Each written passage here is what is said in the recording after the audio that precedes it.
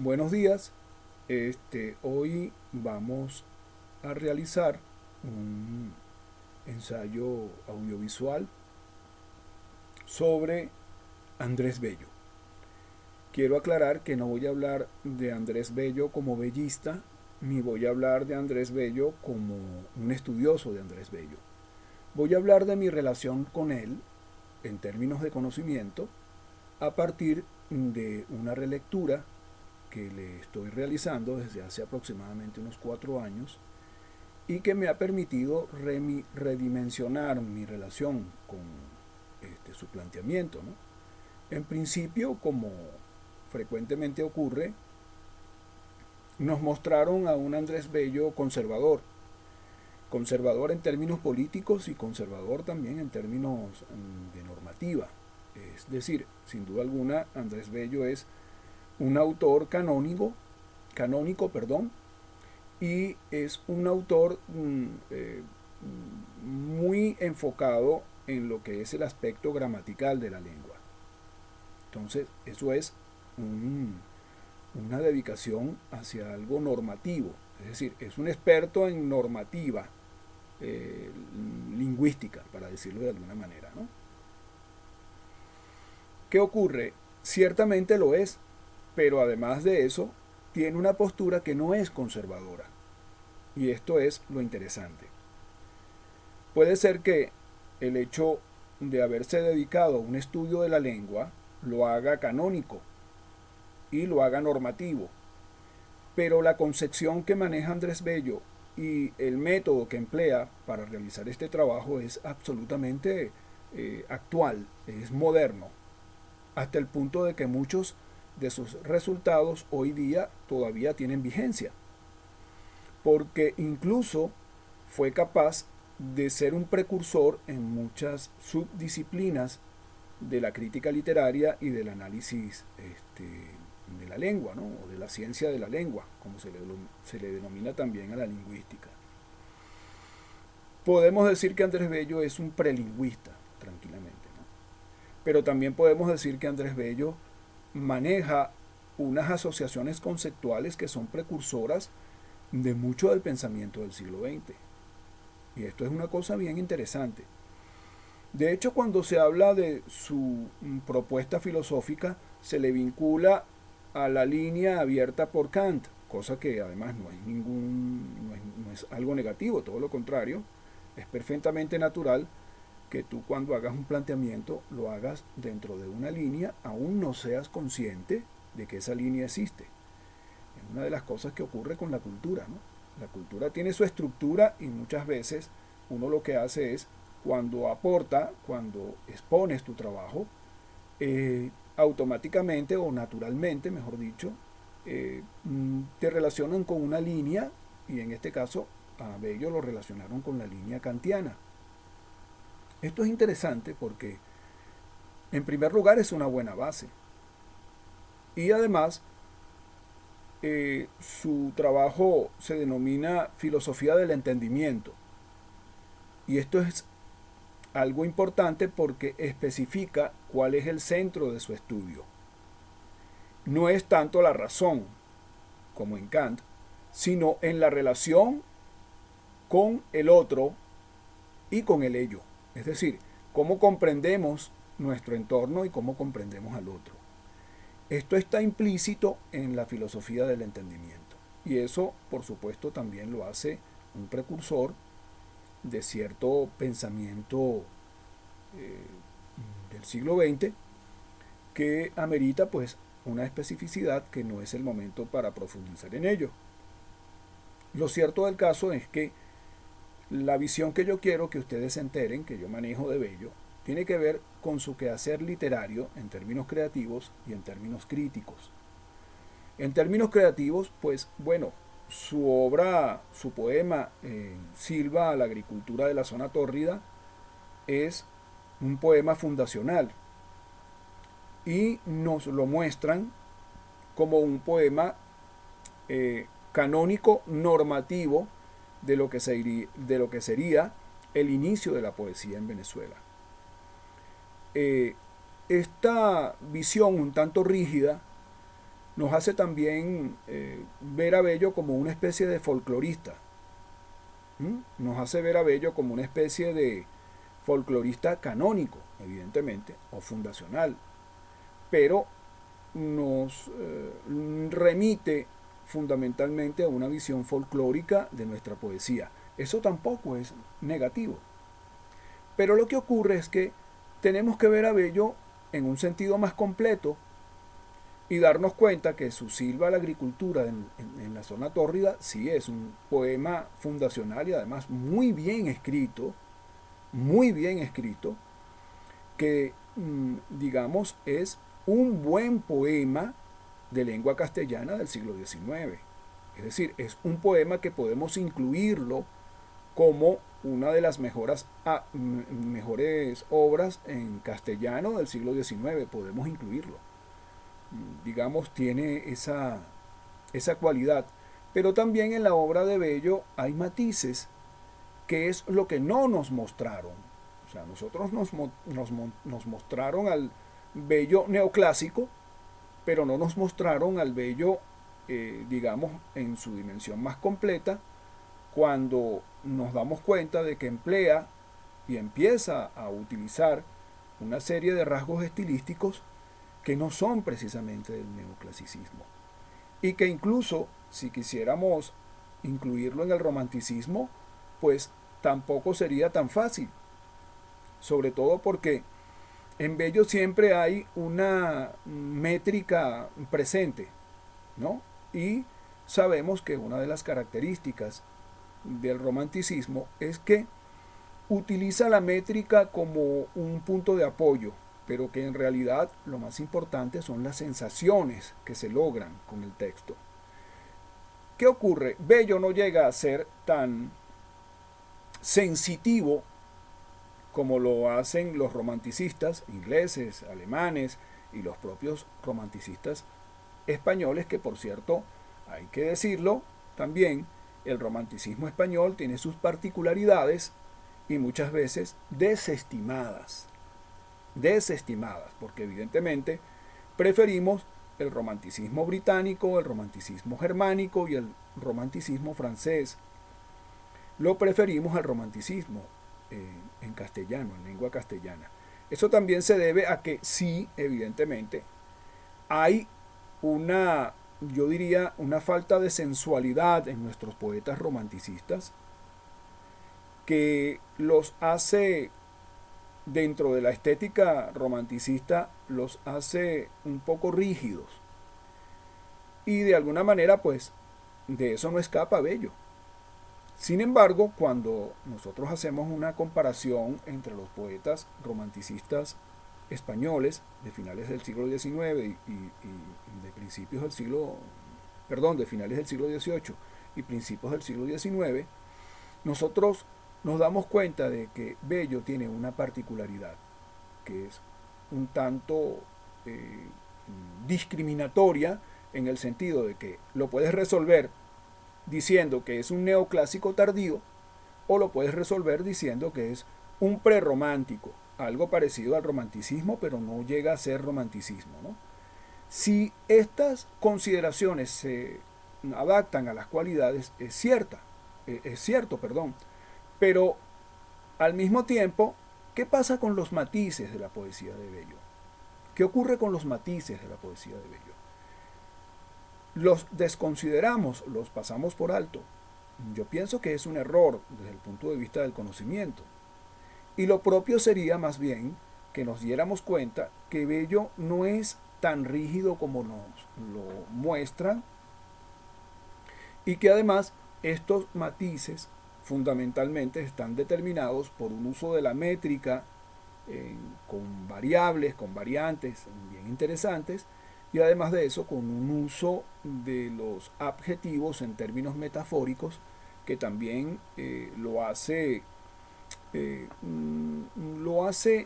no un neoclásico y tampoco un romanticista, fíjense ustedes, sino que nos acerca un poco al simbolismo, a los procedimientos simbolistas. Y estamos hablando de aproximadamente entre la década del 20 y la década del 50 del siglo XIX, mucho antes de que los simbolistas publicaran sus obras, ¿no? ¿Qué pasa? Aquí tenemos un matiz. De pronto no vamos a asegurar, bueno, Bello es un gran poeta porque le descubrimos un matiz. No vamos a decir eso tampoco, no se trata de eso, pero sí llamo la atención porque de pronto en la evaluación que hago de Bello, actualmente lo considero mejor poeta de como lo consideraba anteriormente, ¿no? Ahora lo considero mejor poeta de como lo consideraba anteriormente. ¿Qué pasa? Lo mismo ocurre con el Bello crítico, porque Bello ejerció la crítica como en dos grandes fases, una fase filológica y una fase dedicada al análisis, sobre todo de obras contemporáneas. Esto es importante porque, digamos, también tenía la capacidad de especificar su ámbito de estudio y de darle las características propias del ámbito a sus estudios. Era en ese sentido muy respetuoso de los ámbitos. Y digamos, tanto su filología clásica como su filología medieval nos dan aportes muy valiosos y, lo más asombroso, muy contemporáneos. Ustedes saben que los estudios medievales en lengua castellana se desarrollaron con la especialización, por supuesto, y como algo natural, en la filología de la literatura española.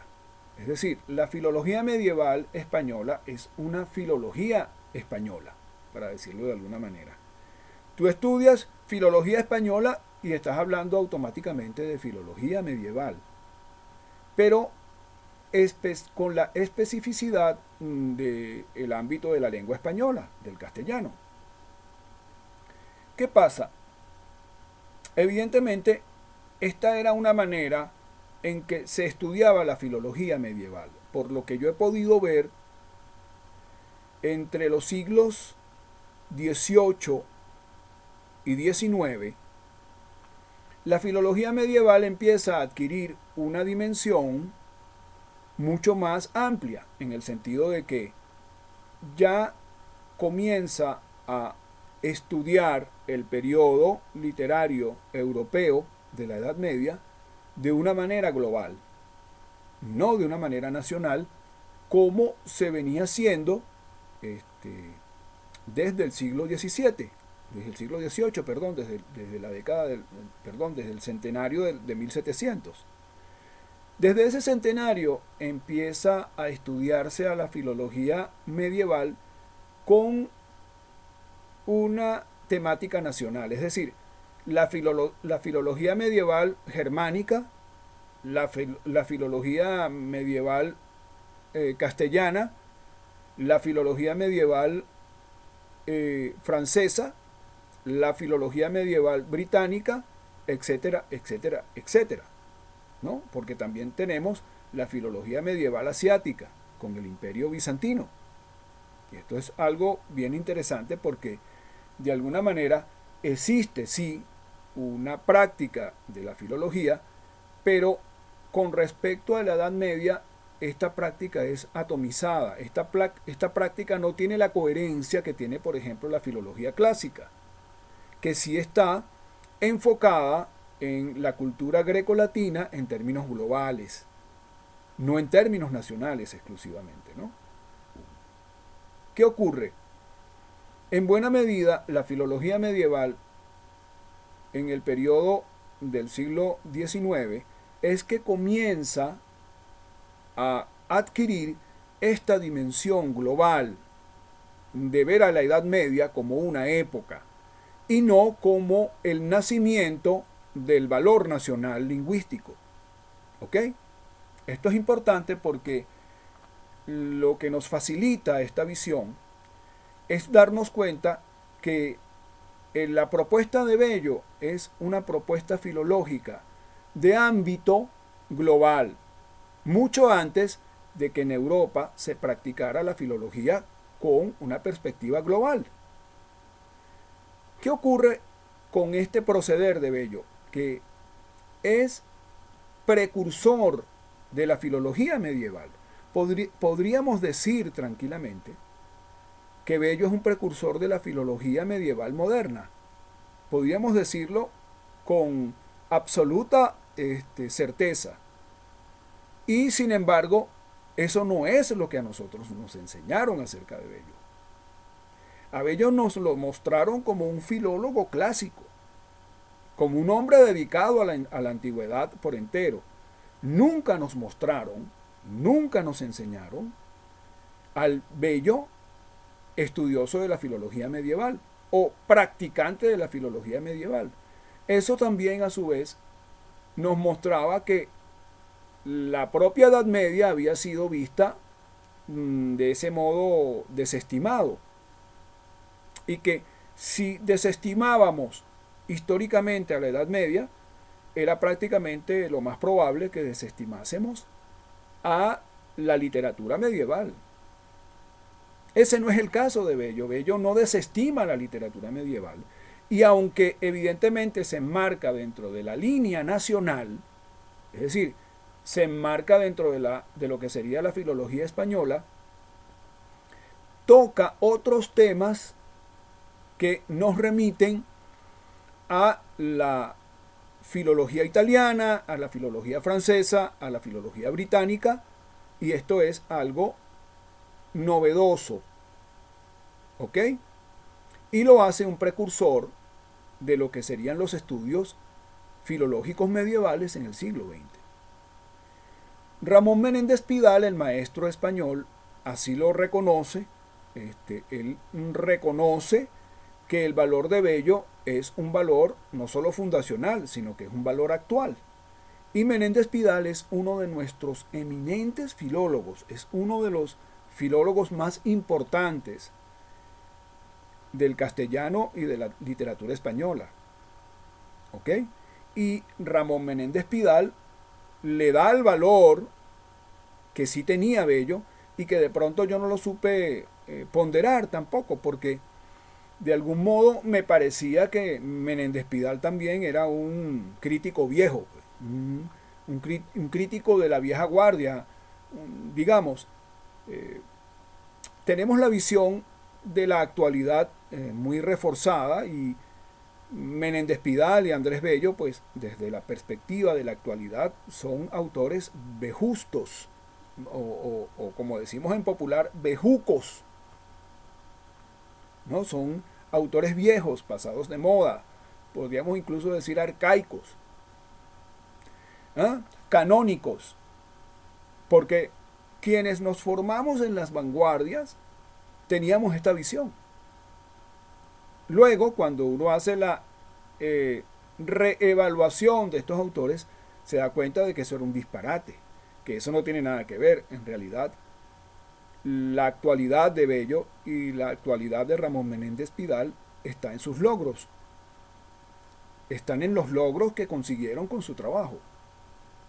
Y en el caso de Bello, mire, yo les voy a dar un ejemplo emblemático, porque lo que quiero decirles es que si nosotros analizamos bien editorialmente, cuando se comienzan a publicar de un modo más popular y de un modo más amplio literatura medieval, nos damos cuenta de que eso comenzó, en el caso del castellano, en la década de los 80 del siglo XX. Es decir, entre 1980 y tantos y 1990 y tantos, aparece toda una gama de traducciones de literatura medieval que antes no teníamos a nuestro alcance. Y estamos hablando de 1980, es decir, algunas de estas obras estaban publicadas. Yo recuerdo una traducción de Percival de Chrétien de Troyes, de Spasacalpe, de la década de los 50, ¿no? Pero evidentemente cuando tú haces una evaluación de la propia Spasacalpe, la filología medieval está en un 80% dedicada a la literatura española, y eso es perfectamente natural, es perfectamente lógico. Pero el lector en castellano no tenía acceso a una visión global de la filología medieval. No tenía acceso a una visión global de la cultura medieval. Y eso afectaba mucho la visión literaria. Porque sin esas referencias, tú podías menospreciar y pasarte por alto a la cultura medieval y al arte medieval y a la literatura medieval. Eran como un trámite, un poco lo que ocurre con el siglo XIX venezolano, que es un trámite. Pero ¿qué ocurre con Bello? Bello no lo ve de ese modo. Y les voy a dar un ejemplo. Bello hace en un trabajo una exposición cronológica del ciclo artúrico de la novela medieval. Y va desde el siglo XII al siglo XIV, hace una descripción del ciclo artúrico, cómo va manifestándose y cómo se va desarrollando este ciclo literario. Es un tema de la filología francesa, pero es filología medieval francesa, para especificar. Pues, ¿qué ocurre con En búsqueda del Grial, que es un texto traducido, prologado y compilado por el maestro Carlos García Gual? Cuando ustedes ven la fecha, Editora Nacional, por cierto, el libro es de Editora Nacional, cuando ustedes ven la fecha de ese trabajo, es una fecha de principios de los 80. Es una fecha reciente. ¿Ok? Y este libro, que es un libro fundamental, La búsqueda del Grial en la Vulgata, el texto anónimo del siglo XIII de la novela gótica, una obra maestra de la novelística, el tomo dedicado al Grial, que traduce y edita Editora Nacional bajo la dirección de Carlos García Gual. En el prólogo, este maestro filológico hace una descripción del ciclo artúrico exactamente o muy, pero muy parecido al que hace Andrés Bello, aproximadamente en 1842. Es decir, la descripción que hace Andrés Bello en 1842 del ciclo artúrico, el señor Carlos García Gual, a principios de la década de los 80, en el siglo XX, en 1981, 1982, no recuerdo ahorita la fecha exacta de la publicación, el maestro Carlos García Gual hace una cronología muy parecida a la de Andrés Bello. Es decir, y estamos hablando aproximadamente de unos 138 años de diferencia. Es decir, nosotros como estudiantes tuvimos que esperar 130 y pico de años para tener una idea de cómo se manifestaba la estructura del ciclo artúrico en la Edad Media, gracias a Carlos García Gual, y teníamos a un autor como Andrés Bello, que ya había hecho ese trabajo en 1842. Yo, evaluándome a mí mismo, digo, wow, si yo hubiese tenido contacto con este texto entre 1983 y 1993, para mí hubiese sido de una gran ayuda, pero de una gran ayuda porque me hubiese permitido ver el proceso de una manera más clara. Entonces, evidentemente, ¿qué quiere decir esto? Que este supuesto conservadurismo de Andrés Bello es un lugar común de muy mal gusto, además, y sobre todo porque no nos permite disfrutar de uno de los autores más completos del siglo XIX, y que afortunadamente es venezolano, es de origen venezolano, y que de algún modo nos muestra una perspectiva sobre la que yo siempre he insistido, que es el valor de la autonomía y de la independencia interpretando el mundo exterior, ¿no? Si hay una gran diferencia entre Simón Rodríguez y Andrés Bello, no es ideológica como nos han querido también mostrar. No, nada que ver con esto. Los dos eran revolucionarios liberales. Los dos eran inoportunos en Venezuela, porque eran revolucionarios liberales. Si ustedes quieren saber cuál era la visión que se tenía en Venezuela del liberalismo, bueno, estudien la visión que se tenía del liberalismo en España del siglo XIX. Ahí van a encontrar claves para entender muchas de las reacciones que se tuvieron contra Bolívar, contra Andrés Bello y contra Simón Rodríguez, para nombrar solamente a estos tres revolucionarios liberales del siglo XIX venezolano. ¿Ok? Y Andrés Bello es un revolucionario liberal. Lo que pasa es que él desarrolla una programática en base a los conceptos, mientras que Simón Rodríguez desarrolla una programática en base a la educación pragmática, al pragmatismo educativo. Esa es la gran diferencia entre Simón Rodríguez y Andrés Bello. No es que uno se dedicó a lo latinoamericano y el otro se dedicó a lo europeo, como algunas veces nos hacen ver. No, no es eso. Sino que la programática de Simón Rodríguez era pragmática con la educación. Y evidentemente tenía que tomar en cuenta el entorno nacional, las condiciones nacionales y la cultura nacional para desarrollarnos. Y esto es perfectamente coherente con el planteamiento de Bello, que es: vamos a entender al mundo desde una perspectiva latinoamericana, desde una perspectiva venezolana y más específicamente, como yo lo sostengo, de una perspectiva caraqueña. La caraqueñidad de Andrés Bello y la caraqueñidad de Simón Rodríguez, de la cual muchas veces tampoco se nos habla mucho.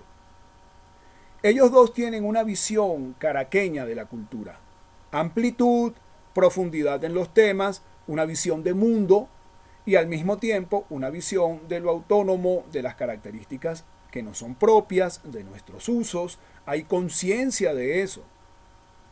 Como ustedes saben, Bello es el responsable de una historia sucinta de Venezuela. Bello es el responsable de una crónica de viaje por el territorio venezolano. De hecho, ese viaje crónica, de la cual surgió una crónica literaria del territorio venezolano, para mí es una manifestación de independencia mucho antes del 5 de julio y del 19 de abril. Mucho antes. Y es una manifestación de venezolanidad, es una manifestación de independencia y de autonomía. Y todo el pensamiento de Bello va dirigido a ejercer la autonomía y la independencia en sus criterios. Por eso puede hablar de la filología medieval con la amplitud que lo hace. Porque está empleando no una perspectiva británica, ni una perspectiva española, ni una perspectiva francesa, sino está utilizando una perspectiva caraqueña, sin lo cual no hubiese tenido esa amplitud, no hubiese tenido esa capacidad de ver a la Edad Media como un conjunto, ¿ok? Así como veía la cultura grecolatina como un conjunto. Y evidentemente eso nos permite dar un paso adelante en el siglo XIX que muchas veces no se le reconoce a Bello. Simón Rodríguez, con una programática de pragmatismo educativo, utiliza los recursos que le da el mundo, que le da la civilización, para aplicarlos en lo local. Porque también hay que decir, Simón Rodríguez y Andrés Bello eran conocedores del mundo cultural, tanto del mundo clásico como del mundo contemporáneo. Eran gente culta, eran gente que manejaba conceptos, que manejaba información, y con amplitud y profundidad. Y siempre vieron, digamos, el panorama internacional globalmente, y eso solo es posible con autonomía e independencia. Y esto es un valor cultural que muchas veces no atendemos, que muchas veces no consideramos desde esta perspectiva.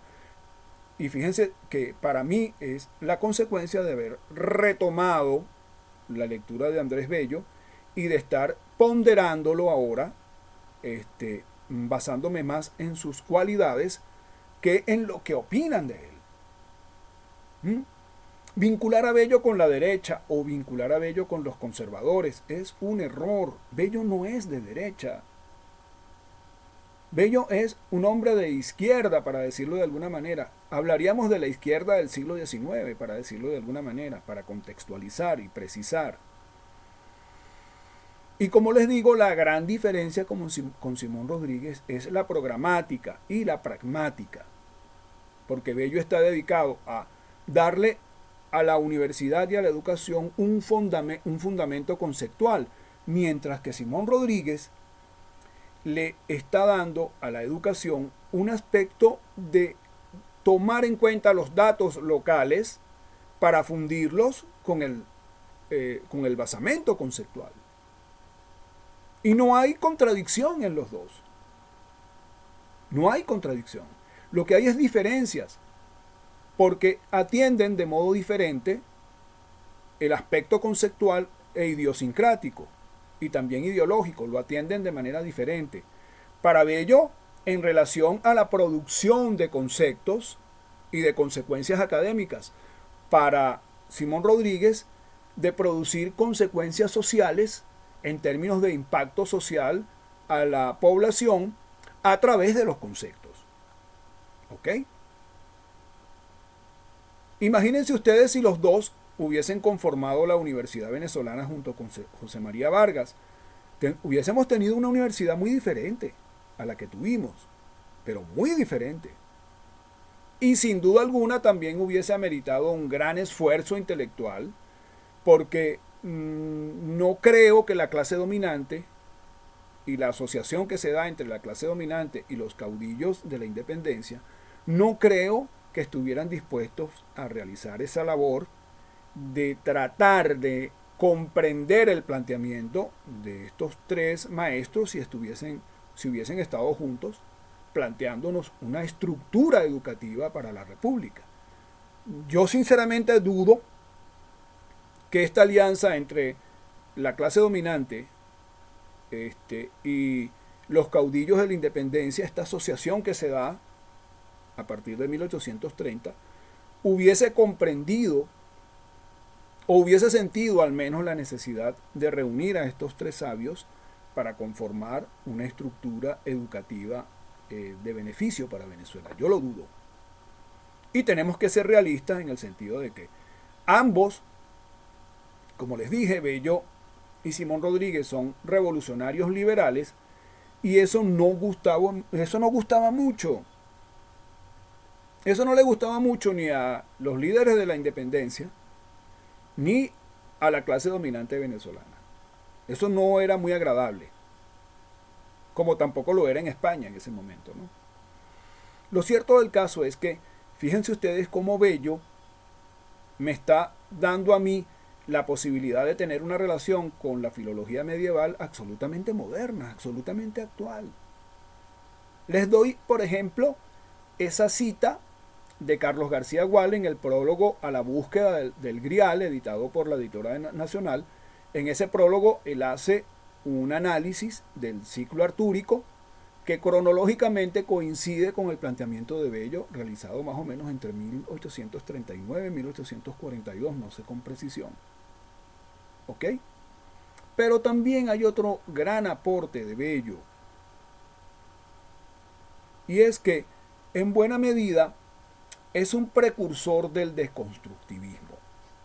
Es un precursor del desconstructivismo crítico, desarrollado plenamente por Jacques Derrida en el siglo XX, y digamos, es un autor canónico de la crítica académica actual.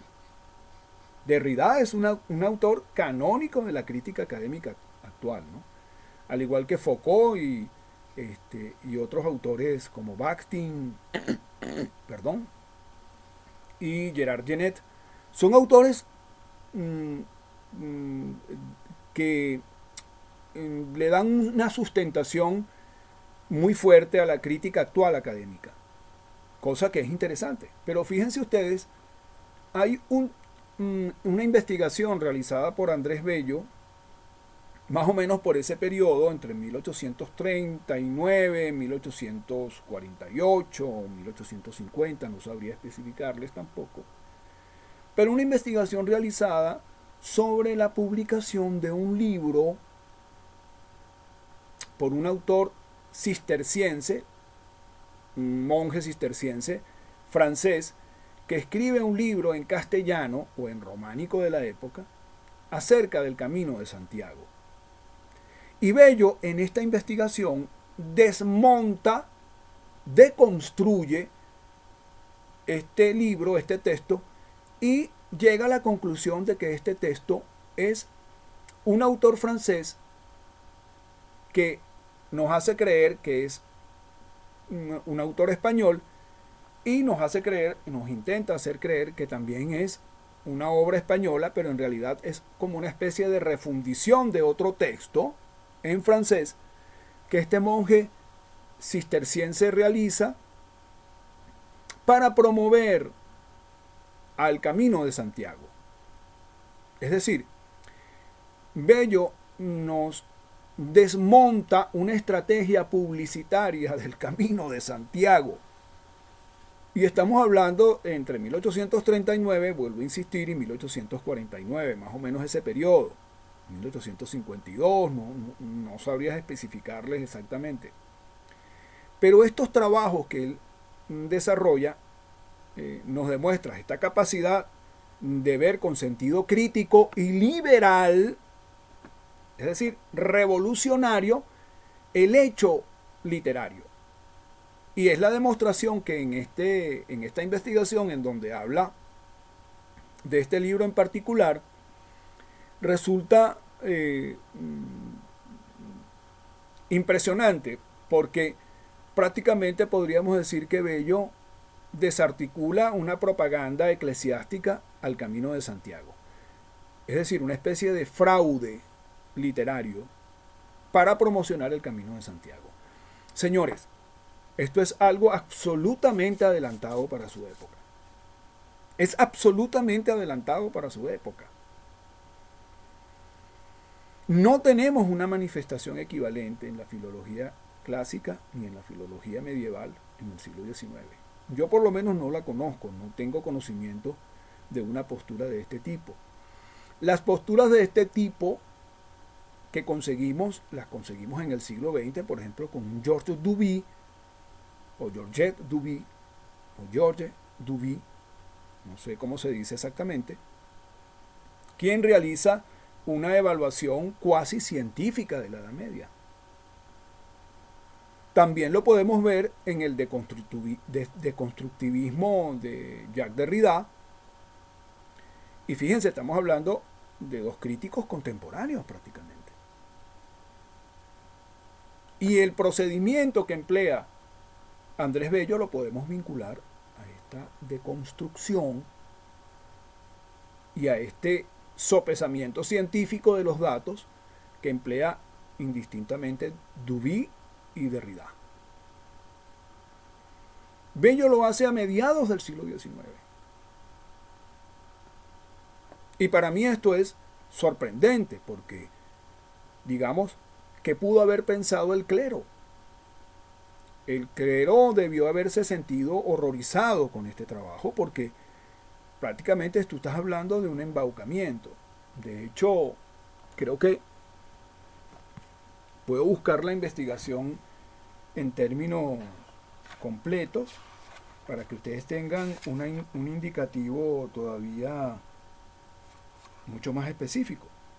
Lo cierto del caso, bueno, es un libro muy extenso, pero lo consiguen en estudios filológicos de las obras completas de Andrés Bello, editado por la Casa Nacional de las Letras Andrés Bello. Estudios filológicos, el número 2, dedicado al poema del mío Cid, y otros estudios de literatura medieval. La Casa de Bello, Caracas, 1986. Les recomiendo que revisen este material y atiendan a este segmento que les voy a comentar más adelante.